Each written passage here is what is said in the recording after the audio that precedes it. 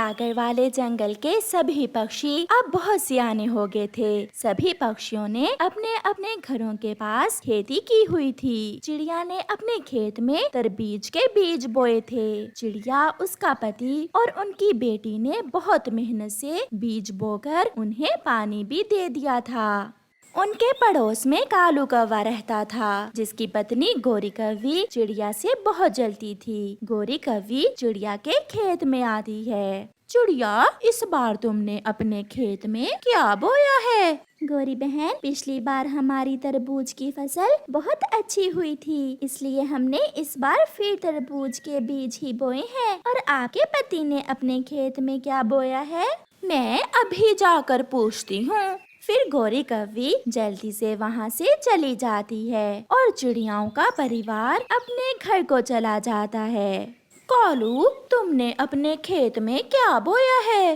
गोरी, मैंने मकई के बीज बोए हैं। इस बार मकई के अच्छे दाम मिलेंगे। ये क्या किया तुमने? चिड़िया ने तो तरबूज की खेती की है। मैं भी इस बार तरबूज की खेती ही करना चाहती थी। लेकिन गोरी, मेरे पास तो तरबूज के बीज थे ही नहीं, इसलिए मैंने मकई के बीज बो दिए हैं। तुम रात होने दो, बीज मैं तुम्हें ला कर दूंगी, मगर खेती तो इस बार हम तरबूज की ही करेंगे।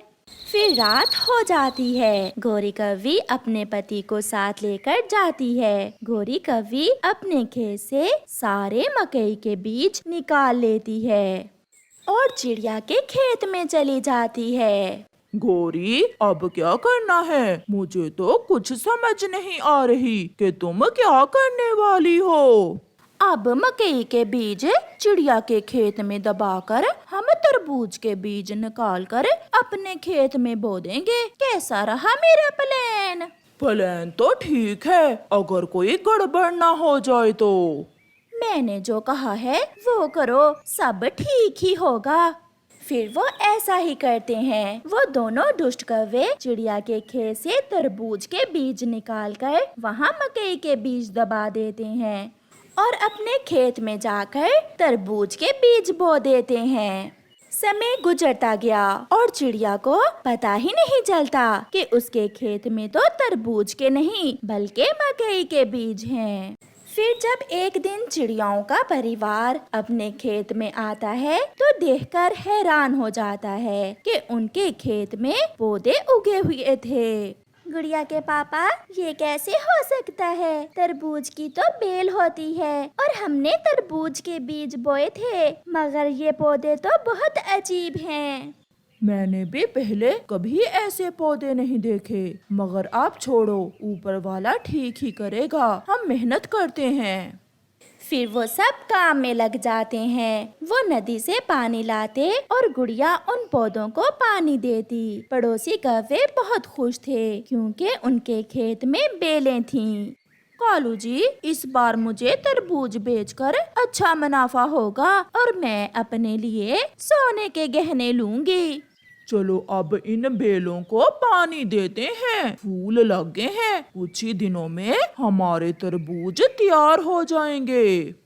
कुछ दिन और गुजर जाते हैं और फिर चिड़िया के खेत में पौधों पर मकई के भुट्टे लगने शुरू होते हैं, जिन्हें देख चिड़िया अपने पति से पूछती है, मैंने अच्छे से देखकर तरबूज के बीज बोए थे, मगर ये तो मकई के पौधे निकले।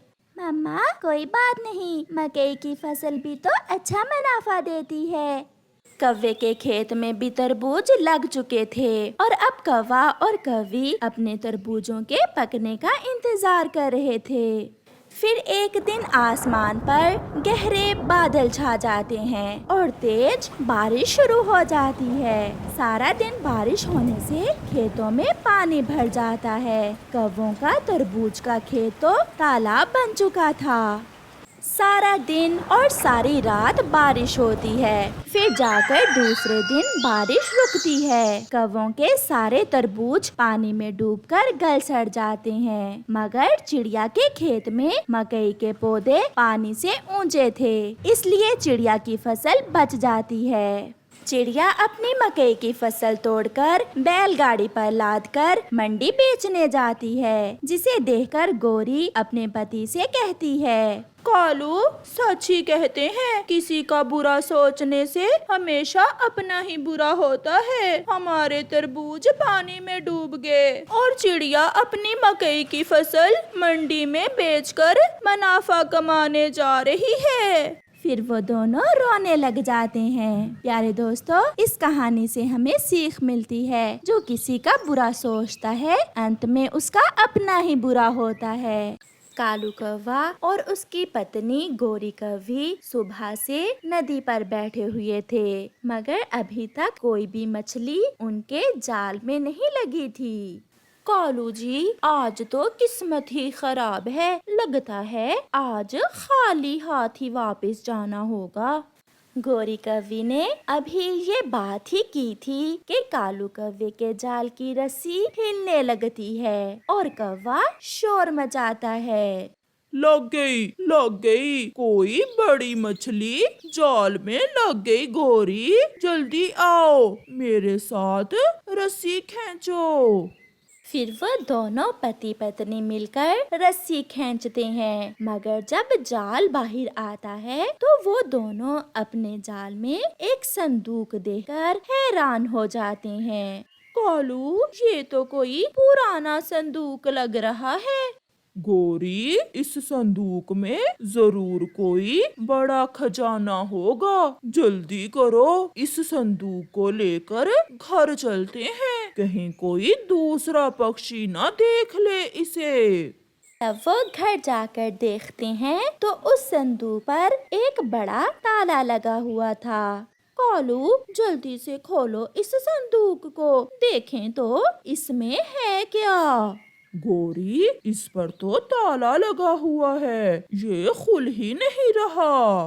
कालू, कुछ करो, मैं और इंतजार नहीं कर सकती। ये ताला तो कबूतर चाचा लोहार ही खोल सकता है। मैं अभी ये संदूक कबूतर चाचा लोहार के पास लेकर जाता हूँ।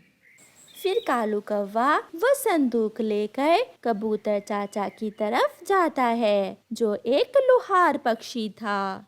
चाचा कबूतर, ये संदूक मेरे दादाजी का है। आज मुझे घर से पुराने सामान से मिला है, मगर ताले की चाबी कहीं खो गई है। आप ये ताला तो खोल दें।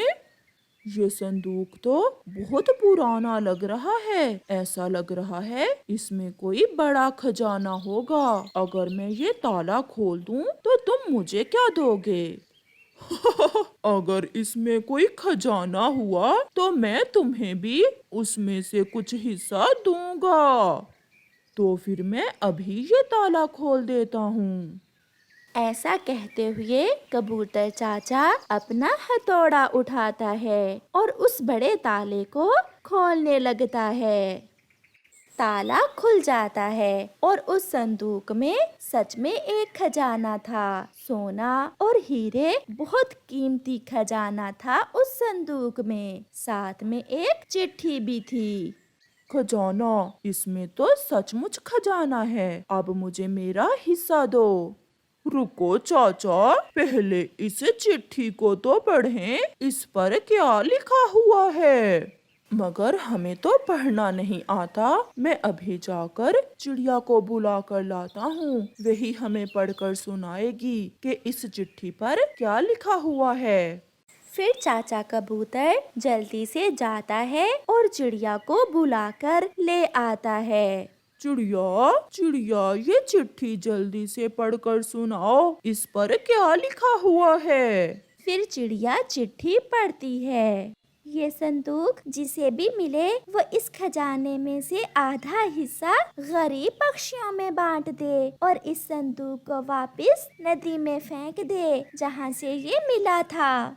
अब पता चला कालू कौवे, ये संदूक तुम्हारे दादाजी का नहीं बल्कि तुम्हें नदी से मिला, और नदी हम सबकी साझी है। अब इस खजाने में से हम सबको भी हिस्सा दो। कौवे भैया, अब सब गरीब पक्षियों के दिन बदल जाएंगे। ये संदूक मुझे मिला है और ये मेरा है। मैं इसमें से किसी को कुछ भी नहीं दूंगा। ऐसा कहते हुए कालू कौवा वो संदूक उठाकर वहाँ से चला जाता है। रास्ते में जाते हुए वो सोच रहा था, अब मैं और गोरी ये जंगल छोड़कर दूसरे जंगल में जाकर एक बड़ा सा घर बनाएंगे और अपने सारे काम गरीब पक्षियों से करवाएंगे। कालू क्या है इस संदूक में? गोरी, खजाना, हमें बड़ा खजाना मिल गया। अब सारे पक्षी हमारे नौकर होंगे और हम मालिक। मजा आ गया, मजा। कालू जल्दी से इसे खोलो, जल्दी करो कालू। फिर कालू जैसे ही वो संदूक खोलता है तो उसमें बड़े बड़े पत्थर देखकर कालू रोने लग जाता है। कालू, ये तो पत्थर हैं, तुम तो खजाना कह रहे थे। गोरी, सच में जब कबूतर ने इसे खोला तो इसमें खजाना था। ये कैसे हो सकता है? चिड़िया और कबूतर भी वो चिट्ठी लेकर कालू कौवे के घर आते हैं। कालू, पूरी चिट्ठी तो सुन लो। आगे लिखा हुआ है, अगर ये संदूक किसी लालची पक्षी को मिले तो ये खजाना पत्थर में बदल जाएगा, इसलिए ये खजाना देखकर लालच न करना। ये सुनकर कालू और गोरी रोने लग जाते हैं। कालू, अब जाओ और ये पत्थर बाजार में बेच लो। ऐसा कहते हुए कबूतर और चिड़िया वहाँ से चले जाते हैं। कौवा और कौवी रोते हुए वो संदूक फिर से नदी में फेंक देते हैं। चल कालू, फिर से जाल डाल, हम मछली ही पकड़ लेते हैं। हम जैसे लालची पक्षियों की किस्मत में खजाना नहीं है। ऐसे कालू और गोरी को लालच की सजा मिलती है।